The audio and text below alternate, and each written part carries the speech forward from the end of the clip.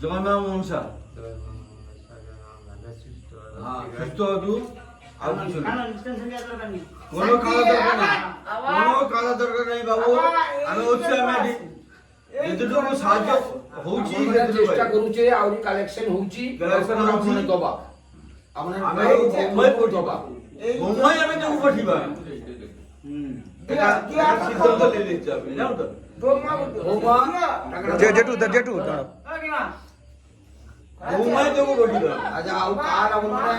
ଚାଉଳଟା ଦେଇଯିବା ହଁ ଚାଉଳଟା ଦେଇଯିବା କାଲି